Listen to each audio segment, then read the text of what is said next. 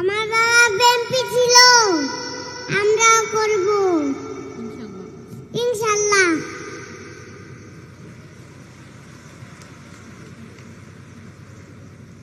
ওর বাবা যেদিন মারা যায় 19 জুলাই শুক্রবার, জুমার দিন ছিল। আমার বাসায় গ্যাস ছিল না, তো আমি ওকে বললাম যে আমার বাসায় তো গ্যাস নেই, তো কি করবো, আম্মুর বাসায় চলো খাই। বিএমপি করার কারণে আমার মিরপুর ছেড়ে দিতে হয়েছে, আমার বনশ্রীতে যেয়ে থাকতে হয়েছে।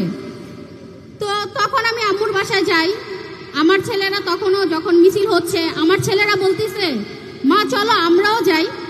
তখন আমি বললাম বাবা না, তোমার বাবার জন্য কিন্তু আমি মিরপুর ছেড়েছি, তো এখন কি আবার এই বনশ্রী ছাড়বো বলো? তখন আমার ছেলে বলল বাবাকে গেলে কি হবে? আমি বললাম বাবা গেলে কি হবে সেটা তোমাকে বলা যাবে না বাবা।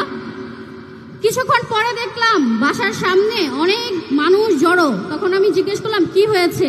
বলে রামপুরা থানার সামনে ভাঙচুর হচ্ছে, ছাত্ররা ভাঙচুর করতেছে। পরে আমি নাদিমকে ফোন দিলাম, নাদিম ফোনটা ধরলো না।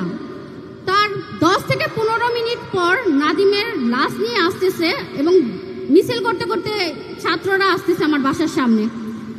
আমার বাচ্চাগুলা বারান্দায় দাঁড়ানো ছিল, আমার 2টা বাচ্চা। একটা বাচ্চার কালকে, আমার বড় বাচ্চার কালকে 4 বছর হবে, তখন ওর 3 বছর হয় নাই। আমার বাচ্চা 2টা এত চঞ্চল, ওরা স্তব্ধ হয়ে গেছে, তাদের কোনো শব্দ নাই।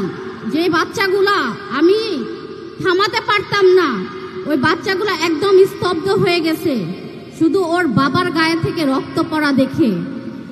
আমরা ফ্যাসিস্টকে তাড়াইছি, কিন্তু ফ্যাসিস্টের মানুষগুলারে তাড়াতে পারি নাই। এখনো চাঁদাবাজি চলে। কেন ভাই? কত মানুষের রক্ত দিয়েছে জানেন আপনারা? জানেন না। কত মায়ের বুক খালি হয়েছে সেটাও আপনারা জানেন না। কত বাচ্চারা এতিম হয়েছে সেটাও আপনারা জানেন না।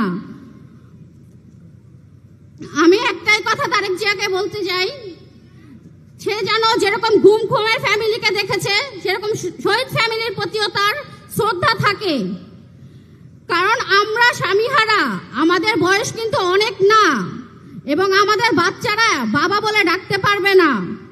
তো আপনার কাছে আমার একটাই অনুরোধ, যে শহীদ ফ্যামিলি আছে তাদেরকে আপনারা দেখবেন এবং রাষ্ট্রীয়ভাবে আমাদের মর্যাদা দিবেন, এবং যারা আমাদের হাজবেন্ডদেরকে, ভাইদেরকে, ছেলেদেরকে খুন করেছে তাদের বিচার চাই। এই বাংলার মাটিতে কখনো বিচার হয় নাই, কিন্তু তারেক রহমান আপনার কাছে আমার অনুরোধ, এইটার বিচার করেই দেখাই দিবেন আপনি।